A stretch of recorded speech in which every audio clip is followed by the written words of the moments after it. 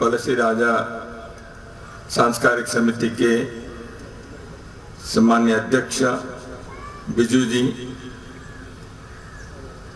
यहाँ उपस्थित सभी संघ के सम्माननीय अधिकारी वृंद, इस ग्राम के कूतपरंबा खंड के समस्त समाज के सज्जन बंधु, स्वयंसेवक बंधुओं, श्रद्धेय माता भगिनी, सभी को आपका नमस्कार। और जिस प्रकार आपने अत्यंत स्नेह से, प्रेम से पूज्य स्वामी जी के और मेरे स्वागत किया और यहाँ आपने सम्मान दिया, इस गांव के समिति के ग्राम के लोगों ने भी हमारे सम्मान किया। आप सभी के इस स्नेह के लिए मैं हृदय से धन्यवाद देना चाहता हूँ। പഴശ്ശിരാജ സാംസ്കാരിക സമിതിയുടെ ഈ സമർപ്പണത്തിൻ്റെ സമാരോപ സഭയിൽ ഈ മഹാചടങ്ങിൽ അധ്യക്ഷത വഹിച്ച ഉത്തര കേരള പ്രാന്ത സംഘചാലക് മാനനീയ ബൽറാംജി, അദ്ദേഹത്തിൻ്റെ സാന്നിധ്യത്തിലൂടെ അനുഗ്രഹ ഭാഷണത്തിലൂടെ നമ്മളേവരെയും അനുഗ്രഹിച്ച സംപൂജ്യ അമൃത കൃപാനന്ദ മഹാരാജ്, ഈ വേദിയിൽ ഉപസ്ഥിതരായിരിക്കുന്ന മാന്യ വിഭാഗ് സംഘചാലക് അഡ്വക്കേറ്റ് സി കെ ശ്രീനിവാസൻ, മാന്യ ജില്ലാ സംഘചാലക് സി പി രാമേന്ദ്രട്ടൻ, ഈ ഗണ്ടിൻ്റെ മാന്യ സംഘചാലക് ശ്രീ അശോകൻജി, അതുപോലെ തന്നെ ഈ മഹത്തായ കാര്യത്തിൻ്റെ പ്രവർത്തനങ്ങൾക്ക് സാരഥ്യം വഹിച്ച പഴശ്ശിരാജ സാംസ്കാരിക സമിതി അധ്യക്ഷൻ ശ്രീ ബിജു, ഉപസ്ഥിതരായിരിക്കുന്ന മുഴുവൻ ബന്ധുജനങ്ങളെ, കൂത്തുപറമ്പ് ഗണ്ടിലെ മുഴുവൻ നല്ലവരായ സ്വയംസേവകരെ, സജ്ജനങ്ങളെ, പ്രത്യേകിച്ചും അമ്മമാരെ, സഹോദരിമാരെ, ഈ പരിപാടിയിൽ അതുപോലെ തന്നെ ഈ പരിപാടിയിൽ എൻ്റെയും സംഭവിച്ച സ്വാമിജിയുടെയും സാന്നിധ്യത്തെ വളരെ സ്നേഹപൂർവ്വം സന്തോഷപൂർവ്വം സ്വാഗതം ചെയ്ത് ഈ പരിപാടിയെ ധന്യരാക്കിയ ഈ പ്രദേശവാസികളെ ഏവർക്കും ആദ്യമായി നന്ദി രേഖപ്പെടുത്തുകയാണ്, ആശംസകൾ അർപ്പിക്കുകയാണ്। आज के कार्यक्रम की विशेषता के बारे में पूज्य स्वामी जी ने और माननीय प्रांत संघ चालक जी ने संक्षेप में बहुत अर्थपूर्ण ढंग से उन्होंने इसके महत्व को हमारे सम्मुख प्रस्तुत किया है। पलसी राजा सांस्कारिक निलयम, इसके लोकार्पण का कार्यक्रम वैसे तो एक भवन है, एक ईंट से, पत्थर से, सीमेंट से बनाया हुआ एक भवन है। इसके लोकार्पण का कार्यक्रम है, परंतु केवल एक भौतिक भवन के लोकार्पण है इसलिए इसका महत्व नहीं है। इसके एक सामाजिक और सांस्कृतिक दृष्टि से जो इसके महत्व है उसके बारे में आपने पूज्य स्वामी जी ने और बलराम जी ने उसका उल्लेख किया ही है। ഇന്നത്തെ ഈ മഹത്തായ പരിപാടിയെക്കുറിച്ച് സംഭവിച്ച സ്വാമിജിയും അതുപോലെ മാന്യ സംഘചാലകും വളരെ വിശദമായി നമ്മുടെ മുമ്പാകെ പറഞ്ഞു കഴിഞ്ഞു। പഴശ്ശിരാജ സാംസ്കാരിക സമിതിയുടെ കെട്ടിടത്തിൻ്റെ കേവലമായ സമർപ്പണമല്ല ഈ ചടങ്ങിൽ നടക്കുന്നത്। നമുക്കെല്ലാവർക്കും അറിയാം, അതൊരു ഭവനമാണ്, സിമെന്റിലും കല്ലിലും ഒക്കെ നിർമ്മിക്കപ്പെട്ടിട്ടുള്ളൊരു കെട്ടിടമാണ്. പക്ഷെ അതൊരു കേവലം ഒരു കെട്ടിടം എന്നതിലുപരി അത് പ്രതിനിധാനം ചെയ്യുന്ന ആശയം, ആദർശം, അതിൻ്റെ പശ്ചാത്തലം ഒക്കെ വളരെ വിശദമായി സംഭവിച്ച സ്വാമിജിയും മാന്യ പ്രാന്ത സംഘചാലകൻ നമ്മുടെ മുമ്പാകെ വളരെ വിശദമായ കാര്യങ്ങളെക്കുറിച്ച് പറഞ്ഞതാണ്। इस सारे उपक्रम के पीछे के जो मन है, उसके पीछे जिन लोगों ने कार्य किया है वो क्यों कार्यरत है, क्यों सक्रिय है, उनकी भावना क्या है, महत्व तो इस बात की है। भवन तो कोई भी बना सकता है, लेकिन भवन क्यों बनाया, बनाने वाले लोगों के जो मन के अंदर के भावनाएं हैं, समाज के प्रति संवेदना है, एक विचार के प्रति श्रद्धा है, उसके महत्व के कारण भवन के महत्व बढ़ जाता है। ഈ കെട്ടിടം സമർപ്പിച്ച് ഈ കെട്ടിടം സമ്പൂർണ്ണമാക്കിയവരുടെ അതിനുവേണ്ടി പ്രയത്നിച്ച ആളുകളുടെ അതിന് പിന്നിലെ മനസ്സെന്താണ്, അവർ എന്തിനു വേണ്ടി ഈ കാര്യങ്ങൾ ചെയ്യണം, ആ കാര്യങ്ങൾ തിരിച്ചറിഞ്ഞ സമയത്താണ് ഈ സമർപ്പണത്തിന്റെ മഹത്വം നമുക്ക് മനസ്സിലാകുന്നത്।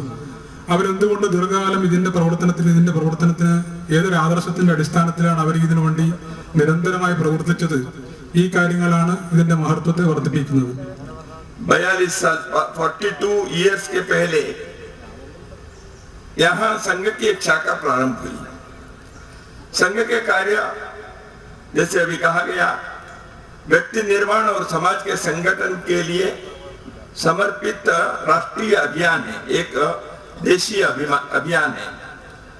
तो इस दृष्टि से एक छोटे से गांव में, यहाँ के एलोकेरी ग्राम में कुछ अपने समाज के व्यक्ति एक शाखा प्रारंभ किए तो एक दूर की दृष्टि समाज के अंदर संगठन के आधार पर संगठित शक्ति के द्वारा समाज की सेवा करनी चाहिए, समाज के लोगों के खुशहाली होनी चाहिए, उन्नति होनी चाहिए, उनके जीवन में शांति सुख और समृद्धि की वर्षा होनी चाहिए। तो इसलिए समाज के प्रति उस संवेदना के कारण जो कार्य प्रारंभ हुआ, उस कार्य के जो पौधा लगाया 40 साल पहले, वो धीरे धीरे वो पौधा इतने बड़े एक वृक्ष बनकर आज सैकड़ों लोगों को छाव भी दे रहा है, उसका फल भी हमें दिखाई दे रहा है। 42 വർഷം മുമ്പ് നേരത്തെ ഇവിടെ സൂചിപ്പിച്ചതുപോലെ 42 വർഷം മുമ്പ് ഈ ചെറിയ ഗ്രാമത്തിൽ ശാഖ ആരംഭിച്ചു. നേരത്തെ ഇവിടെ മാന്യ സംഘചാലകർ സൂചിപ്പിച്ചതുപോലെ വ്യക്തി നിർമ്മാണം അതുവഴി രാഷ്ട്ര നിർമ്മാണം എന്നുള്ള ദൗത്യം നിർവഹിച്ചുകൊണ്ട് നമുക്ക് ഏവർക്കും അറിയാം അതൊരു ദേശീയ ദൗത്യമാണ്. നമ്മളതെല്ലാം വളരെ വർഷങ്ങളായി നമ്മൾ ചെയ്തുകൊണ്ടിരിക്കുന്നു. അതിന്റെ അടിസ്ഥാനത്തിൽ 42 വർഷം മുമ്പ് പ്രവർത്തനം ആരംഭിച്ച ആളുകൾ ഇതേ ദീർഘദൃഷ്ടിയോടുകൂടി ഈ പ്രവർത്തനത്തിൽ ഏർപ്പെടുകയും സമാജത്തിന്റെ വിവിധങ്ങളായ സമാജത്തിലെ മുഴുവൻ ആളുകളെയും അവരുടെ ബാധിക്കുന്ന അവരുടെ ജീവിതത്തിന്റെ സുഖദുഃഖങ്ങളെ കുറിച്ച് ചിന്തിക്കുകയും ആ തരത്തിലുള്ള പ്രവർത്തനങ്ങൾക്ക് ദീർഘദൃഷ്ടിയോടുകൂടി പ്രവർത്തനം ആരംഭിച്ചതിന്റെ അടിസ്ഥാനത്തിൽ ഇന്ന് നമുക്ക് എല്ലാവർക്കും അറിയാം ഒരു മഹാവൃക്ഷമായി വലിയ തോതിൽ തണൽ നൽകുന്ന ആ തണലിന്റെ കീഴിൽ നമുക്ക് ഏവർക്കും സംഘടിച്ചു നിൽക്കാൻ സാധിക്കുന്ന രീതിയിലേക്ക് ഇന്നിത് വളർന്നിരിക്കുന്നു. इस प्रांत में केरल में और उत्तर केरल के इस कन्नूर, तलेसरी, कूतपरंबा, इन सारे ग्रामों में संघ के कार्य की जो यात्रा है वह आसान यात्रा नहीं रही है।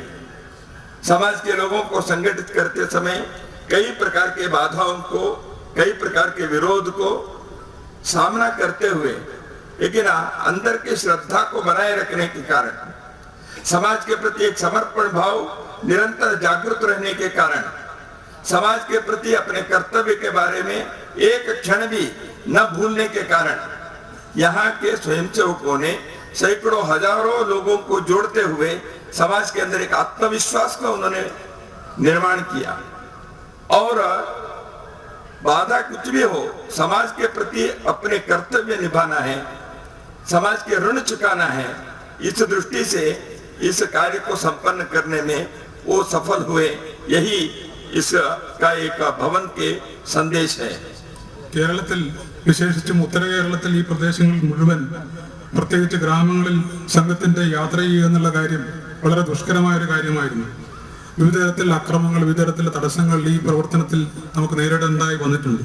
പക്ഷേ ആ സമയങ്ങളിൽ പോലും സംഘത്തിന്റെ സഹജമായ ഭാവന ഉള്ളിൽ നിറച്ചുകൊണ്ട് അനേകായിരം ആളുകൾ സജ്ജനങ്ങളെ കുറിച്ചുള്ള ചിന്തയാൽ, നമ്മുടെ ദേശീയ ദൗത്യം നിർവഹിക്കണമെന്നുള്ള ചിന്തയാൽ നമ്മൾ നിരന്തരം ആ പ്രവർത്തനത്തിൽ ഏർപ്പെടുകയും ആത്മവിശ്വാസത്തോടുകൂടി സമാജത്തിനും ആത്മവിശ്വാസം നൽകുന്ന രീതിയിൽ ആ പ്രവർത്തനത്തിന് മുമ്പോട്ട് കൊണ്ടുപോകാൻ നമുക്ക് സാധിച്ചു. കഠിനമായ വില നൽകുകയാണെങ്കിൽ നമുക്ക് ആയിരങ്ങളെ കൂടെ ചേർത്തുകൊണ്ട് പ്രവർത്തിക്കുവാൻ സാധിച്ചു. അതിൻ്റെ ഒരു സഫലത നൽകുന്ന ഒരു മുഹൂർത്തം കൂടിയാണ് ഈ കെട്ടിടത്തിന്റെ സമർപ്പണത്തിലൂടെ നമുക്ക് ഇന്ന് ഇവിടെ കാണാൻ സാധിക്കുന്നത്. संघ के दृष्टि से समाज परिवर्तन और राष्ट्र निर्माण की कल्पना क्या है? सारी बात सरकार से होनी चाहिए, शासन से होनी चाहिए। ऐसे शासन आधारित सरकारी पोषित समाज के निर्माण अपने भारतीय कल्पना नहीं है। समाज स्वयं शासित हो, समाज अपने स्वावलंबी रूप से आगे बढ़ना चाहिए, सरकार उसके लिए आवश्यक पोषण देना चाहिए, समाज अपने पैरों पर खड़े होने चाहिए। नहीं तो क्या होगा, सरकार से ही हर चीज लेने से समाज दुर्बल हो जाएगा, सरकार अनियंत्रित हो जाएगा।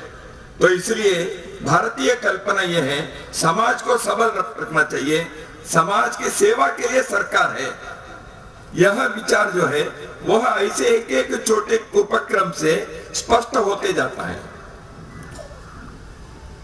നമ്മുടെ സേവനത്തെക്കുറിച്ചും നമ്മുടെ ഗ്രാമങ്ങളുടെ സ്വാവലംബത്തെക്കുറിച്ചും നമ്മുടെ കാഴ്ചപ്പാട് എന്താണ്? സർക്കാരിൽ നിന്ന് നമ്മൾ എപ്പോഴും ഫണ്ട് സ്വീകരിക്കണം എന്നുള്ളതാണ്. ഭാരതീയമായ കാഴ്ചപ്പാട് എന്താണ്? സമാജം സ്വന്തം കാലിൽ നിൽക്കുവാനുള്ള ശേഷി സമാജം നേടിയെടുക്കണം. സർക്കാർ അതിനാവശ്യമായിട്ടുള്ള ഉപകരണം എന്ന രീതിയിൽ അതിന് നിർദ്ദേശം നൽകിക്കൊണ്ട് അതിനുള്ള കാര്യങ്ങൾ ചെയ്തുകൊണ്ടുണ്ടാവും. സർക്കാരിൽ നിന്ന് നിരന്തരമായ സൗജന്യങ്ങളും സർക്കാരിൽ നിന്ന് നിരന്തരമായ പിന്തുണയും ആഗ്രഹിക്കുന്ന സമൂഹം അത് സാമാന്യന ദുർബലമായി തീരുമെന്ന് നമുക്ക് ഏവർക്കും അറിയാം. അത് നമ്മുടെ കാഴ്ചപ്പാടല്ല. സർക്കാർ ആവശ്യമായ നിർദ്ദേശങ്ങൾ നൽകണമെന്നുള്ളതാണ് നമ്മുടെ ഭാരതീയമായ ചിന്താരീതി. तो इसलिए ग्राम के स्वराज्य की बात महात्मा गांधी जी ने बताई। सैकड़ों हजारों वर्षों से भारत के यहाँ के समाज उसी प्रकार एक एक स्थान पर गुरुकुल है, विद्यालय है, मंदिर केंद्रित धर्म और संस्कृति की कई प्रकार की गतिविधियां हैं। ऐसे आर्थिक दृष्टि से कृषि और उद्योग एक एक गांव में इन बातों को विकसित किए हुए एक समृद्ध समाज भारत के अंदर हजारों वर्षों तक जीवित रहा। ഗ്രാമസ്വരാജ്യത്തെ കുറിച്ച് മഹാത്മാഗാന്ധിജി പറഞ്ഞ കാര്യം നമുക്ക് ഏവർക്കും അറിയാം. നമ്മുടെ സമാജം എത്രയോ വർഷങ്ങളായി അത് പലതരത്തിലുള്ള സംവിധാനങ്ങളിലൂടെ ഗുരുകുലങ്ങൾ കേന്ദ്രീകരിച്ചുകൊണ്ട്, ക്ഷേത്രങ്ങൾ കേന്ദ്രീകരിച്ചുകൊണ്ട്, നമ്മുടെ കൃഷി അതുപോലെ തന്നെ ഉദ്യോഗം എന്നിവ കേന്ദ്രീകരിച്ചുകൊണ്ട് നമ്മുടെ ഓരോ ഗ്രാമങ്ങളും ആയിരക്കണക്കായ വർഷങ്ങളിലൂടെ ഈ സ്വാവലംബന ശീലം നമ്മുടെ ജീവിതത്തിന്റെ ഭാഗമായി വളർത്തിയെടുത്തിട്ടുണ്ട്.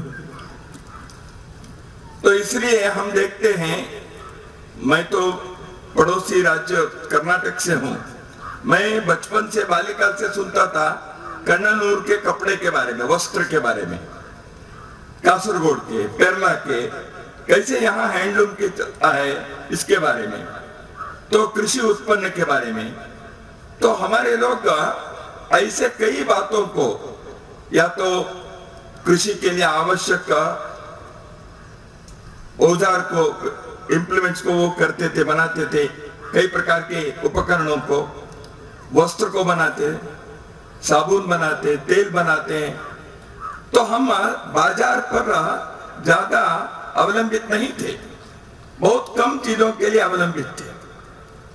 तो इसलिए ग्राम उद्योग, कुटीर उद्योग के कारण हमारे सभी ग्राम व्यवस्था समृद्ध रही।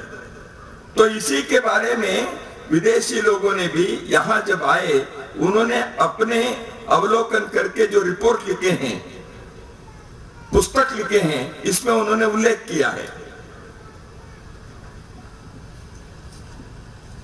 ഞാൻ തൊട്ടടുത്തുള്ള കർണാടകയിൽ നിന്നുള്ള ആളാണ്. ചെറുപ്പത്തിൽ തന്നെ കേൾക്കാൻ സാധിച്ചൊരു കാര്യം, അറിയാൻ സാധിച്ചൊരു കാര്യം, കണ്ണൂരിലെ വസ്ത്രങ്ങളെ കുറിച്ച്, പ്രത്യേകിച്ച് കാസർഗോഡ് അതുപോലെ ഈ പ്രദേശങ്ങളിലെ കൃഷി, തേൻ അങ്ങനെയുള്ള കാര്യങ്ങളെ കുറിച്ച് അറിയാൻ സാധിച്ചിരുന്നു. നമുക്ക് ഏവർക്കും അറിയാം, കൃഷിക്ക് ഉപയോഗിക്കുന്ന ഉപകരണങ്ങൾ, അതിന്റെ വിവിധങ്ങളായ കാര്യങ്ങൾ, ഇവിടെ തന്നെ സോപ്പ് നിർമ്മിക്കുന്ന രീതിയിലുള്ള കാര്യങ്ങൾ ഉണ്ടായിരുന്നു. തേൻ നിർമ്മാണത്തിൽ നമ്മൾ വളരെ മുമ്പിൽ പോയിരുന്നു. നമുക്ക് കാണാൻ സാധിക്കുന്ന ഒരു കാര്യം, അതുകൊണ്ട് തന്നെ നമ്മുടെ ഗ്രാമീണ ജീവിതം ഒരിക്കലും തന്നെ മാർക്കറ്റ് അല്ലെങ്കിൽ വിപണിയെ ആശ്രയിച്ചായിരുന്നില്ല മുമ്പോട്ട് പോയത്. നമ്മുടെ ഗ്രാമങ്ങൾ തന്നെ അക്കാര്യത്താൽ, നേരത്തെ പറഞ്ഞ കുടിൽ വ്യവസായങ്ങളുടെ കാര്യത്താൽ വളരെ സമ്പന്നമായിരുന്നു. സമ്പന്നത നമുക്ക് അതുകൊണ്ട് തന്നെ ഉണ്ടായിരുന്നു. നമ്മുടെ പ്രദേശം സന്ദർശിച്ചിട്ടുള്ള വിദേശീയരായിട്ടുള്ള ആളുകൾ അവരുടെ പുസ്തകങ്ങളിൽ ഈ പ്രദേശങ്ങളെ കുറിച്ചുള്ള നിരീക്ഷണങ്ങളിൽ വളരെ കൃത്യമായി ഈ കാര്യത്തെ കുറിച്ച് രേഖപ്പെടുത്തിയിട്ടുമുണ്ട്. हम जानते हैं कि पाहियान ह्युएत्सांग जब 1000 वर्ष पहले भारत में यात्रा किए, उन्होंने भारत के समाज के सुख, शांति और समृद्धि के बारे में उन्होंने दुनिया को बताया अपने लेख के द्वारा। उन्होंने आर्टिकल्स लिखे, पुस्तक लिखे। तो उन्होंने कहा कैसे यहाँ के लोग जी रहे हैं। एंगस मैडिसन एक बहुत बड़े विश्व के प्रख्यात विद्वान व्यक्ति, जिन्होंने अर्थशास्त्र से बहुत बड़े अर्थशास्त्र के हस्ती रहे, उन्होंने एक रिपोर्ट लिखा, एंगस मैडिसन। तो उन्होंने 2000 वर्ष दुनिया के अन्य देशों के अध्ययन किया। उन 2000 वर्षों के जो दुनिया के इतिहास है, विश्व के अन्य देशों के, उन सबसे उन्होंने कहा भारत में सदैव हमेशा के लिए एक श्रेष्ठ सभ्यता के नाते, सिविलाइजेशन के नाते और संपद भरित हमेशा एक इकोनॉमिकली प्रॉस्परस ऐसे एक समाज यहां रहा है। उन्होंने उसका उल्लेख किया, आंकड़े दिए, उदाहरण दिए। एंगस मेडिसिन का रिपोर्ट सिद्ध करता है भारत कैसे एक सोने की चिड़िया हम कहते हैं, वो सच में वास्तव था, वो काल्पनिक कथा नहीं थी। यहाँ के लोगों ने अपने परिश्रम से, प्रतिभा से उन्होंने एक अत्यंत आर्थिक दृष्टि से उन्नत राष्ट्र के समाज के निर्माण किया। सामाजिक दृष्टि से किया, ये चीन के यात्रियों ने लिखा, ह्यूएन त्सांग और पाइयान ने। ऐसे एक समाज हमारे यहाँ रहा है। 1000 വർഷം മുമ്പ് നമ്മുടെ പ്രദേശത്ത് യാത്ര ചെയ്ത ചൈനീസ് ചിന്തകനായിട്ടുള്ള ഫങ്സങ് അദ്ദേഹത്തിന്റെ പുസ്തകത്തിൽ ഈ കാര്യങ്ങൾ വെച്ച് ഭാരതം നേടിയിട്ടുള്ള നേട്ടങ്ങളെ കുറിച്ച്, ഗ്രാമീണ ജീവിതം നേടിയിട്ടുള്ള നേട്ടങ്ങളെ കുറിച്ച് വളരെ കൃത്യമായി പ്രതിപാദിക്കുന്നു. നമ്മുടെ മെഡിക്കൽ സയൻസിൽ വളരെയധികം ശ്രേഷ്ഠനായി അറിയപ്പെടുന്ന മാഗ്നസ് മെഡിസിൻ അദ്ദേഹം ലോകം മുഴുവൻ നടത്തിയിട്ടുള്ള യാത്രകൾക്ക് ശേഷം, അദ്ദേഹത്തിന്റെ നിരീക്ഷണങ്ങൾക്ക് ശേഷം ഭാരതം നേടിയിട്ടുള്ള ഈ വളർച്ചയെ കുറിച്ച് വളരെ കൃത്യമായി രേഖപ്പെടുത്തുന്നുണ്ട്. ഏകദേശം 2000 വർഷത്തോളമുള്ള ലോകങ്ങളുടെ നാഗരികതയെ കുറിച്ച് അദ്ദേഹം പഠിച്ചതിൽ അദ്ദേഹം പറഞ്ഞൊരു കാര്യം, ഭാരതത്തിന്റെ ശ്രേഷ്ഠമായ നാഗരികതയും അതുപോലെ തന്നെ സമ്പന്നതയും, ഒരു തരത്തിൽ ഉയർന്ന സാമ്പത്തികമായിട്ടുള്ള ഉന്നതി ഭാരതത്തിന്റെ ഏത് മേഖലയിലും കാണാൻ സാധിക്കുന്നു എന്ന് അദ്ദേഹത്തിന്റെ പറഞ്ഞിട്ടുണ്ട്. സാമാജികമായിട്ടുള്ള ഭാരതം നേടിയിട്ടുള്ള ഉയർച്ചയെക്കുറിച്ച്, ശ്രേഷ്ഠതയെക്കുറിച്ച് ചൈനീസ് യാത്രികൻ പറഞ്ഞതുപോലെ മറ്റു മേഖലകളിൽ ഭാരതം നേടിയെടുത്തിട്ടുള്ള, വളരെ വർഷങ്ങൾക്ക് മുമ്പ് നേടിയെടുത്തിട്ടുള്ള കാര്യങ്ങളെക്കുറിച്ച് ആഗ്നസ് മെഡിസിൻ അദ്ദേഹത്തിന്റെ വളരെ വിഖ്യാതമായ ഗ്രന്ഥങ്ങളിലൂടെ വളരെ കൃത്യമായി രേഖപ്പെടുത്തിയിട്ടുള്ളതുമാണ്. उसी प्रकार प्रसिद्ध गांधीवादी धर्मपाल जी, उन्होंने भारत में 18th सेंचुरी तक कैसे यहाँ शिक्षा, एजुकेशन और आर्थिक व्यवस्था कैसे श्रेष्ठ प्रकार की थी, उसको उन्होंने ब्रिटिश डॉक्यूमेंट से ही आधार बनाकर ग्रंथ लिखे हैं. അതുപോലെ തന്നെ മഹാത്മാഗാന്ധിജിയുടെ അറിയപ്പെടുന്ന ശിഷ്യനായിട്ടുള്ള ശ്രീ ധർമ്മപാലൻജി 18ാം നൂറ്റാണ്ട് വരെ ഉണ്ടായിരുന്ന ഭാരതത്തിന്റെ വിദ്യാഭ്യാസ പദ്ധതിയെക്കുറിച്ചും സാമ്പത്തികമായ മേഖലകളിൽ നമ്മൾ നടത്തിയിട്ടുള്ള വളർച്ചയെക്കുറിച്ചും കുതിപ്പിനെ കുറിച്ചും ബ്രിട്ടീഷ് രേഖകളെ തന്നെ ഉദ്ധരിച്ചുകൊണ്ട് വളരെ കൃത്യമായി പറയുകയും രേഖപ്പെടുത്തുകയും ചെയ്തിട്ടുണ്ട്. इसलिए स्वातंत्र के 75 वर्ष पूर्ण होने के पश्चात अब अमृत महोत्सव के बाद हम अमृत काल कह रहे हैं इसको. इस अमृत काल में अपने को, भारत को पुनः एक बार उस स्वदेशी तत्व के आधार पर, स्वराज्य तत्व के आधार पर हम अपने ग्राम के, कुटीरों के, अपने समाज के एक स्वावलंबी आत्मनिर्भरता को स्थापित करना चाहिए. संघ के स्वयंसेवक देश भर में सेवा के और विकास के विभिन्न कार्यों और उपक्रमों द्वारा इसी प्रकार के एक समाज के पुनर्निर्माण के लिए कार्यरत हैं. സ്വാതന്ത്ര്യത്തിന്റെ 75 വർഷം സമ്പൂർണ്ണമാകുന്ന സമയത്ത് നമ്മൾ അമൃത മഹോത്സവം എന്ന തലത്തിൽ നിന്നും അമൃതകാലത്തിലേക്കുള്ള പ്രയാണത്തിലാണെന്നുള്ളത്. അതുകൊണ്ട് തന്നെ നമ്മുടെ സ്വതന്ത്രമായ വ്യവസ്ഥ, നമ്മുടെ സ്വതന്ത്രമായ രചന എല്ലാ മേഖലകളും ഉണ്ടാകണമെന്ന രീതിയിൽ ചിന്തിക്കുന്ന സമയത്ത് നമ്മുടെ ഗ്രാമീയ ജീവിതത്തിൽ ആത്മനിർഭരത, സേവ, അതുപോലെ തന്നെ സമർപ്പണ ഭാവങ്ങൾ നമുക്ക് പുനരാവിഷ്കരിക്കേണ്ടതുണ്ട്. संघ के स्वयंसेवक दैवी आपदा, नैसर्गिक आपदा आती है, प्राकृतिक आपदा आती है, उस समय तो सेवा कार्य करते ही हैं, राहत कार्य करते हैं. जैसे अभी वायनाड में लैंडस्लाइड हुआ तो किए, या सुनामी होता है तो करते हैं, अकाल पड़ता है तो करते हैं, कोरोना हो गया तो सेवा करते हैं. तो इसलिए संघ के स्वयंसेवक ऐसे दैवी आपदा आने पर सेवा और राहत कार्य तो करते ही हैं. लेकिन केवल उतना ही नहीं, समाज के विकास के लिए, समाज के लोगों की उन्नति के लिए स्थायी प्रकल्पों के देश भर में कर रहे हैं. वो कच्छ में हो सकता है, या हिमालय के गोद में हिमाचल और उत्तराखंड में ऐसे ग्रामीण क्षेत्र में स्वास्थ्य के, शिक्षा के, स्वावलंबन के कार्य कर रहे हैं. पूर्व में असम में, त्रिपुरा में, मणिपुर में कई प्रकार के सेवा के और विकास के कार्य संघ के स्वयंसेवकों ने इसी प्रकार गांव-गांव में किसी न किसी प्रकार के लोगों से सहयोग से ऐसे छोटे छोटे प्रकल्प को प्रारंभ करते हुए समाज के अंदर एक आत्मविश्वास को, आत्म सामर्थ्य को जागृत करने का कार्य निरंतर कर रहे हैं. സംഘപ്രവർത്തനത്തിന്റെ ഇടയിൽ നമുക്ക് സംഘപ്രവർത്തനത്തിന്റെ ഭാഗമായി സേവാകാര്യങ്ങളെക്കുറിച്ച്, സാമാജികമായ ജീവിതത്തിന് വെല്ലുവിളി ഉണ്ടാകുന്ന സമയത്ത് പ്രകൃതിയുടെ വളരെ വലിയ വെല്ലുവിളി ഉണ്ടാകുന്ന സമയത്ത് നമ്മൾ പ്രവർത്തനങ്ങൾ ഏർപ്പെടാറുണ്ട്. ഉദാഹരണത്തിന് നമ്മുടെ തൊട്ടടുത്തുള്ള വയനാട്ടിലുണ്ടായ സംഭവങ്ങൾ, അതുപോലെ മറ്റ് അത്തരത്തിലുള്ള സാഹചര്യം ഉണ്ടാകുന്ന സമയത്ത് സ്വയം സേവകർ ആ രീതിയിലുള്ള കാര്യങ്ങളെ കുറിച്ച് ചിന്തിക്കാറുണ്ട്. വാസ്തവത്തിൽ അത് മാത്രം പോരാ, നമുക്ക് സ്ഥായിയായ സേവാ പ്രവർത്തനങ്ങളെ കുറിച്ച് നമ്മൾ ചിന്തിക്കേണ്ടതുണ്ട്. ചെറുതും വലുതുമായ വളരെ ചെറിയ മാതൃകാപരമായ അത്തരത്തിലുള്ള പ്രവർത്തനങ്ങളെ കുറിച്ച്, സ്ഥായിയായ പ്രവർത്തനങ്ങളെ കുറിച്ച് നാം ചിന്തിക്കേണ്ടതുണ്ട്. നമ്മുടെ പ്രവർത്തനം നോക്കുന്ന സമയത്ത് ആസാം, മണിപ്പൂർ, ത്രിപുര പോലുള്ള ഗ്രാമങ്ങളെ കേന്ദ്രീകരിച്ചുകൊണ്ട് നടന്നിട്ടുള്ള ചെറിയ ചെറിയ പ്രവർത്തനങ്ങളിലൂടെ ആ പ്രദേശങ്ങളിലെ മുഴുവൻ ജനങ്ങളുടെ ആത്മവിശ്വാസം വർദ്ധിപ്പിക്കുന്ന രീതിയിലുള്ള കാര്യങ്ങൾ നടത്തുവാൻ നമ്മുടെ സ്വയം സേവകർക്ക് സാധിച്ചിട്ടുണ്ട്. तो इसलिए वो नगरीय क्षेत्र में हो, ग्राम क्षेत्र में हो, जनजाति क्षेत्र में हो, सीमा क्षेत्र में हो, हर जगह पर समाज के लोगों को छोटे छोटे समुदाय में वहां संगठित करना और एक जागृति लाना। तो दो प्रकार के विकास होना चाहिए, एक भौतिक विकास, एक आध्यात्मिक विकास।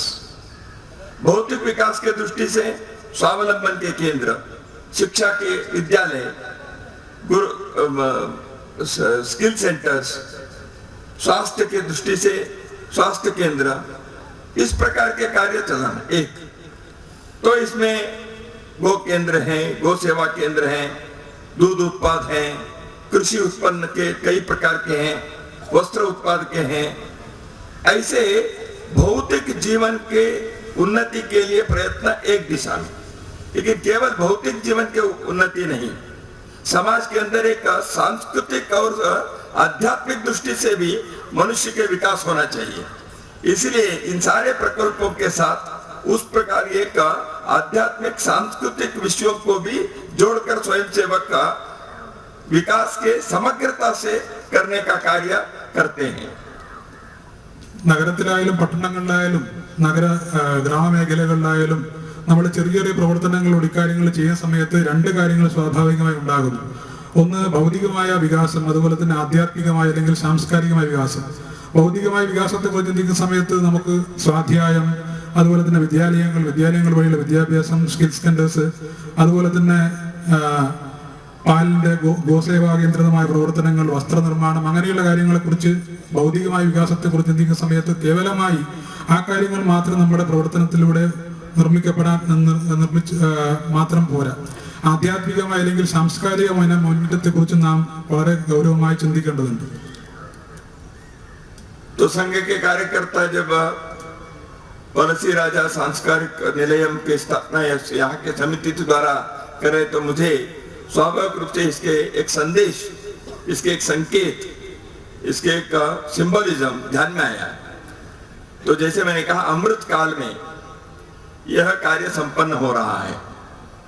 जैसे हम सब जानते हैं, केरल वर्मा, केरल सिंह पलसी राजा एक वैदेशिक राज्य के विरुद्ध आवाज उठाए संघर्ष किया 18वीं सदी में।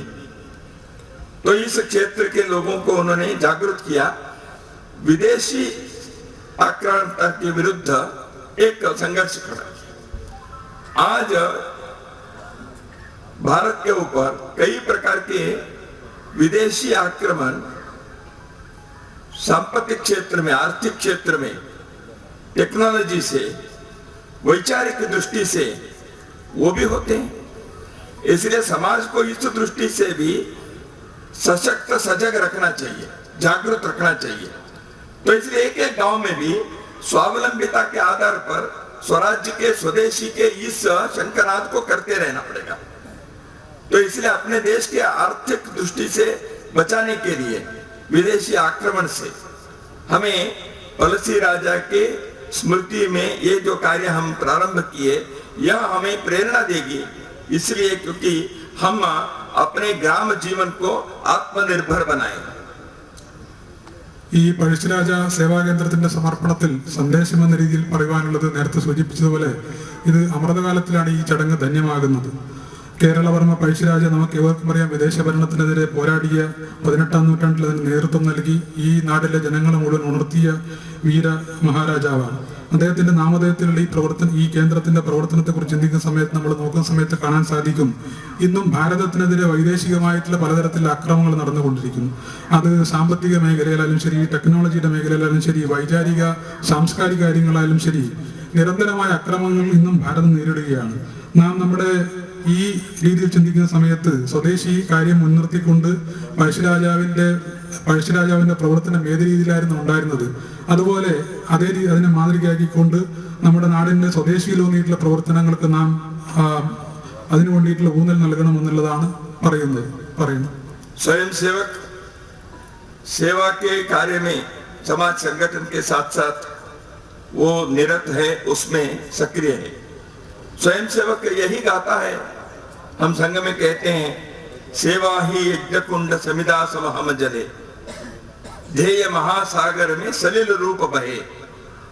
तो सेवा के इस यज्ञ कुंड में समिधा के रूप में हमको जलना चाहिए और ध्येय के एक महासागर में एक एक बूंद, एक एक स्वयंसेवक, उनके परिवार, उस सागर में हम बहते जाएं, ताकि हम जिस समाज के सपने को लेकर जीवन यात्रा कर रहे हैं वो साकार हो। इस दृष्टि से स्वयंसेवक प्रयत्नरत हैं। സ്വയംസേവർ സേവാകാര്യം ചെയ്യുന്നു, സംഘടനാ കാര്യങ്ങൾ ചെയ്യുന്ന സമയത്ത് നമുക്ക് എവർക്കും അറിയാം, നമ്മളെ മുമ്പോട്ട് നയിക്കുന്ന സങ്കല്പം സേവായി യജ്ഞ കൊണ്ട് സവിതാഹം സഭിച്ചല് എന്നുള്ള നമ്മുടെ ഓർമ്മപ്പെടുത്തുന്ന ഗീതം തന്നെയാണ്. സേവയെക്കുറിച്ച് ചിന്തിക്കുന്ന സമയത്തും ധ്യേയകാര്യങ്ങളെക്കുറിച്ച് ചിന്തിക്കുന്ന സമയത്തും ഓരോ സ്വയംസേവകരും അവരുടെ കുടുംബവും മുഴുവൻ കുടുംബങ്ങളും അതിൽ സമർപ്പിതമാകുന്ന സമയത്താണ് ഈ കാര്യങ്ങൾ നമുക്ക് നല്ല രീതിയിൽ മുമ്പോട്ട് പോകാൻ സാധിക്കുന്നത്.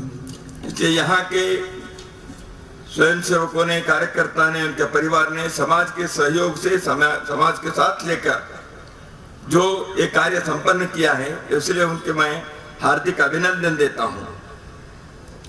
ഇവിടെയുള്ള സ്വയംസേവകരും അവരുടെ കുടുംബങ്ങളും എല്ലാവരും ഒന്നു ചേർന്നുകൊണ്ട് ഈ കാര്യം സമ്പൂർണ്ണമാക്കുവാൻ വേണ്ടി വളരെ വലിയ മഹനീയമായ പ്രവർത്തനമാണ് നടത്തിയിട്ടുള്ളത്. അതുകൊണ്ട് ഈ സമയം അവരെ അഭിനന്ദിക്കുവാനും ഞാൻ ഈ സമയം ഉപയോഗിക്കുകയാണ്. मुझे यहाँ बताया कि 10 वर्ष से ये कार्य करने के लिए प्रारंभ किए. मैंने कहा 10 वर्ष क्यों लगा?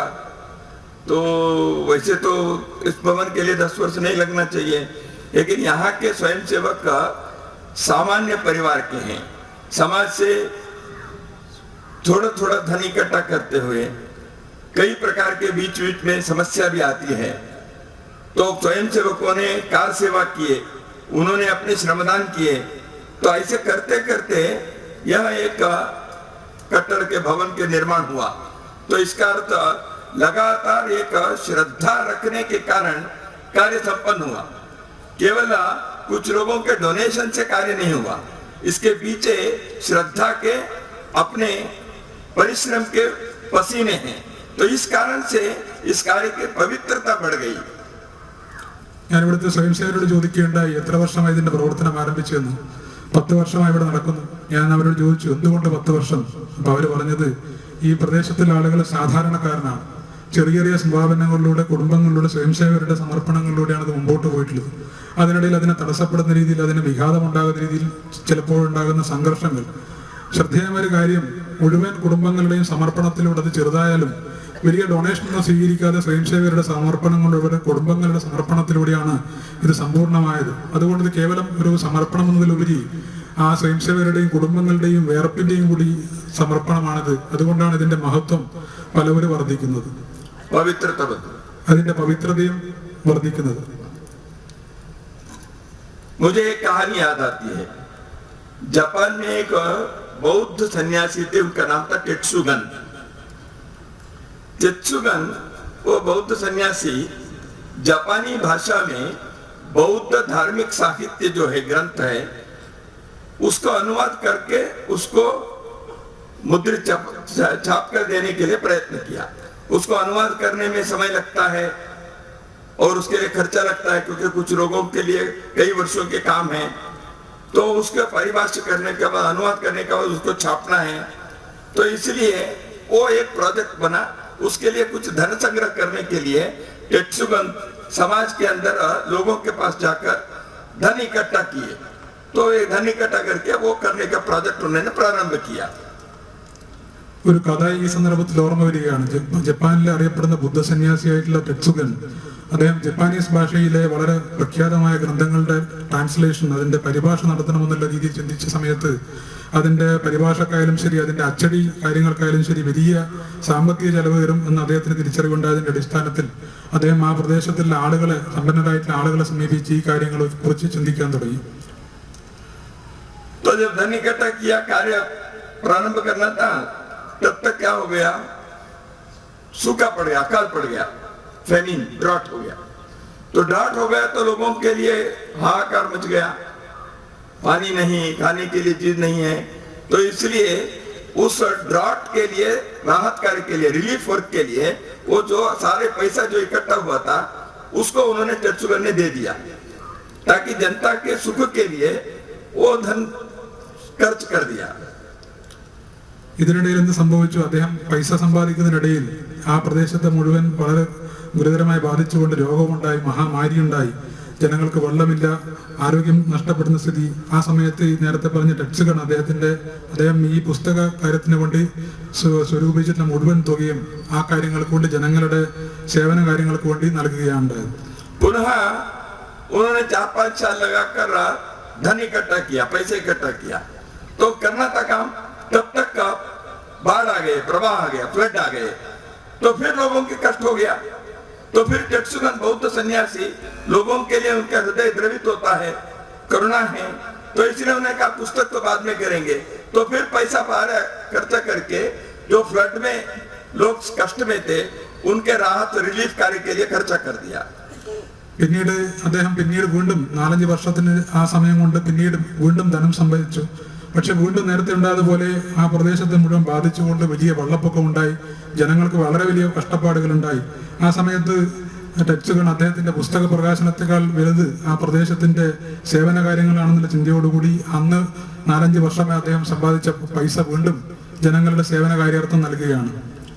तो तीसरे बार फिर उन्होंने प्रारंभ किया, छोड़ा नहीं है, क्योंकि उन्होंने जो कार्य सोचा था वो तो करना ही था, बीच बीच में समाज की सेवा भी करना था. तो टेत्सुगन बौद्ध सन्यासी तीसरे बार धन संग्रह किया. तब तक उनके आयु 80 साल का उम्र हो गया था. लेकिन टेत्सुगन अपनी श्रद्धा से तत्पर होकर इस कार्य को संपन्न किया. तीसरे बार उनका कार्य संपन्न हो गया, पुस्तक अनुवाद भी हो गए, उसको छाप भी दिए, लोगों के पास पहुंच भी गया. तो उन्होंने अपने जीवन में सब प्रकार के सेवा भी करते हुए मूल श्रद्धा को नहीं छोड़े, कार्य संपन्न किया. മൂന്നാമത്തെ പ്രാവശ്യം പക്ഷേ ടെറ്റ്സുഗൺ അദ്ദേഹത്തിന്റെ നിശ്ചയദാർഢ്യത്തോടുകൂടി വീണ്ടും ഈ പ്രവർത്തനത്തിൽ ഏർപ്പെട്ടു. മൂന്നാമത്തെ പ്രാവശ്യം ഈ കാര്യം ചെയ്യുന്ന സമയത്ത് അദ്ദേഹം വളരെ വൃദ്ധനായിരുന്നു, 80 വയസ്സായി. പക്ഷേ ശ്രദ്ധയോടുകൂടി, ആത്മാർത്ഥത്തോടെ അദ്ദേഹം വീണ്ടും ഈ കാര്യത്തിൽ ഏർപ്പെട്ടു, ധനം സംഭരിച്ചു. അദ്ദേഹത്തിന്റെ വളരെ പ്രായം കൂടിയ സമയത്ത് പോലും അദ്ദേഹത്തിന്റെ നിഷ്ഠ അദ്ദേഹം കൈവിട്ടില്ല. അതിന്റെ ഭാഗമായി അദ്ദേഹത്തിന്റെ ആഗ്രഹം അദ്ദേഹത്തിന് സമ്പൂർണ്ണമാക്കാൻ സാധിച്ചു. പുസ്തകം അദ്ദേഹം പ്രകാശനം ചെയ്തു. ജീവിതത്തിലെ ഈ ഇടവേള 3 സന്ദർഭങ്ങളിലുണ്ടായിട്ടുള്ള സമയത്ത് നമുക്ക് കാണാൻ സാധിക്കുന്നത് അദ്ദേഹം ഈ കാര്യങ്ങൾ സേവാപ്രവർത്തനം ചെയ്തു. അദ്ദേഹത്തിന്റെ മനസ്സിലുണ്ടായിരുന്ന പുസ്തക പ്രകാശനം എന്ന വലിയ ആഗ്രഹവും അദ്ദേഹം നിറവേറ്റി. സേവാപ്രവർത്തനങ്ങൾ ചെയ്തുകൊണ്ട് തന്നെ അദ്ദേഹം ഈ കാര്യങ്ങൾ വിജയിപ്പിക്കുവാൻ അദ്ദേഹത്തിന് സാധിച്ചു. तो लोगों ने जो ग्रंथ खरीदा अपने अपने घर के लिए, तो उन्होंने एक कमेंट किया, ये this is the 3rd edition of the book, ये तीसरा एडिशन है, लेकिन पहले 2 एडिशन ये तीसरे एडिशन से उत्तम एडिशन है, ऐसे लोगों ने कमेंट किया. ഇത് വാങ്ങിയ മുഴുവൻ ആളുകളും പറയുകയുണ്ടായി, ഇത് പുസ്തകത്തിന്റെ 3ാമത്തെ പതിപ്പാണ്, 3rd എഡിഷൻ ആണ്. പക്ഷെ ഇതിന്റെ 1ഉം 2ഉം പതിപ്പുകളാണ് ഇതിലും മികച്ച പതിപ്പുകൾ എന്ന് അവരെല്ലാവരും പറയുകയുണ്ടായി. तो ऐसे स्वामी विवेकानंद ने भारत के समाज के जो मूल तत्व है, उन्होंने 2 शब्दों में स्वामी विवेकानंद ने कहा था, त्याग और सेवा, सैक्रिफाइस एंड सर्विस. ये अपने समाज के मूल तत्व है. इसलिए घर में हम अपने घर के लोगों के लिए त्याग करते हैं, उनकी सेवा करते हैं. ग्राम में हम लोगों के लिए त्याग करें, सेवा करें. समाज में हम अपनी चीजों को त्याग करें, अपने स्वयं के स्वार्थ को, और समाज की सेवा करें. त्याग और सेवा यह भारत के श्रेष्ठ संदेश है. स्वामी विवेकानंद ने यही कहा. यहाँ के संघ के स्वयंसेवकों ने भारत के इस संदेश को अपने जीवन में चरितार्थ कर दिया. इसलिए मैं, भगवान की कृपा हो तो इस प्रकार यह पलसी राजा संस्कार के निलय इस समाज के बीच में एक दीप स्तंभ के नाते, एक प्रेरणा केंद्र के नाते पूर्ण रूप से विकसित होते हुए अपने उद्देश्य के सफलता में संपूर्ण प्राप्त करे, ऐसे मैं भगवान से प्रार्थना करता हूँ। आप सभी को मंगल कामनाएं देता हूँ। नमस्कार। ഈ സാംസ്കാരികതയും ഇവിടുത്തെയും തൊട്ടടുത്തുള്ള ഗ്രാമപ്രദേശത്തിലെയും മുഴുവൻ ജനങ്ങളുടെ ആധ്യാത്മികമായും സാമ്പത്തികമായ വളർച്ചയുടെ പ്രേരണയെ വർദ്ധിക്കട്ടെ എന്ന് ആഗ്രഹിക്കുകയാണ്. ഇന്ന് പലതരത്തിലുള്ള പ്രവർത്തനങ്ങൾ ഇവിടെ ഉദ്ഘാടനം ചെയ്യപ്പെടുന്നുണ്ട്. ഗ്രന്ഥാലയം, അതുപോലെ തന്നെ നൃത്ത കാര്യങ്ങൾ, അതുപോലെ നിരവധിയായ കാര്യങ്ങൾ. ആ കാര്യങ്ങൾ ഭാവിയിൽ അതിൻ്റെ എണ്ണം വർദ്ധിക്കട്ടെ എന്നും ഈ പ്രദേശങ്ങളുടെ, അതുപോലെ തൊട്ടടുത്തുള്ള പ്രദേശങ്ങളുടെ വളർച്ചയുടെ ഒരു വലിയ കേന്ദ്രമായ ഒരു ദീപസ്തംഭം പോലെ അത് പൂർണ്ണമായി വികാസം പ്രാപിച്ചുകൊണ്ട് ജ്വലിക്കട്ടെ, ഉയരട്ടെ എന്ന് മാത്രം ഈ സമയത്ത് ഞാൻ പ്രാർത്ഥിക്കുകയാണ്.